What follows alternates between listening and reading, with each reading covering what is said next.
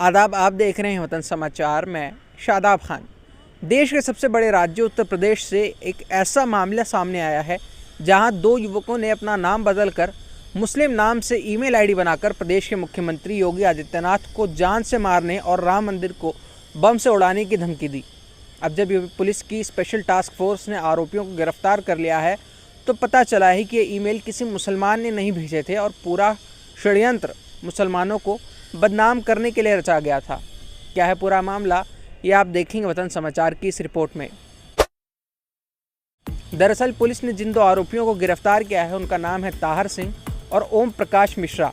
Police की जांच में पता चला कि देवेंद्र तिवारी ने इन दोनों आरोपियों को आदेश दिया था कि जुबैर खान और आलम अंसारी के नाम से ईमेल आईडी बनाकर उसे धमकी भरे ईमेल भेजें। जब देवेंद्र को उसके ही आदेश पर भेजा गया ईमेल मिला तो उसने 27 दिसंबर को ट्वीट किया कि किसी जुबैर खान नाम के आदमी ने उसे मुख्यमंत्री योगी आदित्यनाथ को और यूपी एसटीएफ के चीफ अमिताभ यश को जान से मारने की धमकी दी है। देवेंद्र ने पुलिस से आग्रह किया कि इस मामले की जल्द से जल्द जांच की जाए, लेकिन जांच में उसका ही नाम सामने आ गया। बात करें देवेंद्र की तो ऐसा पहली बार नहीं है जब उसने धमकी भरे संदेश मिलने का दावा किया हो। ऑल्ट न्यूज़ के पत्रकार मोहम्मद जुबैर की पड़ताल से पता चला कि भारतीय किसान मंच के अध्यक्ष देवेंद्र ने सबसे पहले दिसंबर 2021 में दावा किया था कि किसी मोहम्मद अजमल ने चिट्ठी भेजकर उसे और मुख्यमंत्री योगी आदित्यनाथ को जान से मारने की धमकी दी है। इस खबर को टीवी मीडिया पर भी भरपूर जगह दी गई थी। ये वो लिफाफा है जिसमें चिट्ठी पोस्ट की गई। मौत का एक खत हिंदूवादी नेता देवेंद्र तिवारी के नाम लिखा गया। चिट्ठी के साथ 4 तस्वीरों का एक पन्ना भी है जिसमें हिंदू समाज पार्टी के अध्यक्ष कमलेश तिवारी, विश्व हिंदू महासभा के अध्यक्ष रंजीत बच्चन, देवेंद्र तिवारी और सीएम योगी की तस्वीर भी है।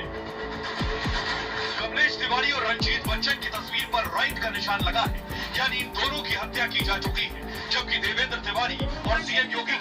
इसके बाद देवेंद्र ने फरवरी 2022 में दावा किया कि सैफ खान ने फेसबुक पर उसे उर्दू में जान से मारने की धमकी दी है। एक महीने बाद मार्च 2022 में देवेंद्र ने ट्वीट किया कि उसे उर्दू में लिखी हुई एक चिट्ठी मिली है जिसमें लिखा है कि जो भी उसकी और मुख्यमंत्री आदित्यनाथ की हत्या करेगा उसे 10 करोड़ रुपए का इनाम दिया जाएगा। फिर उसी साल अगस्त में खबर आई कि किसी सलमान सिद्दीकी ने ईमेल भेजकर देवेंद्र को जान से मारने की धमकी दी है।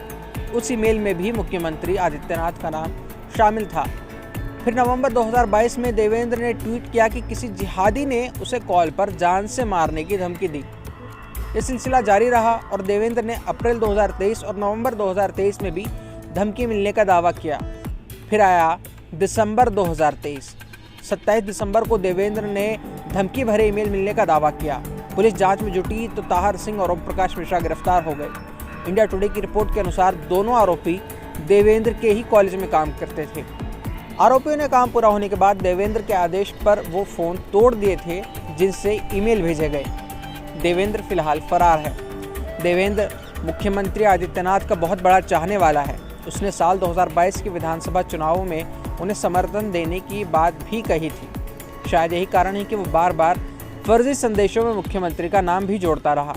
जाहिर है कि देवेंद्र ने मुसलमानों को बदनाम करने और अपना करियर चमकाने के लिए इस करतूत को अंजाम दिया। देवेंद्र के कारनामों को लेकर आपकी क्या राय है, हमें कमेंट्स में बताएं।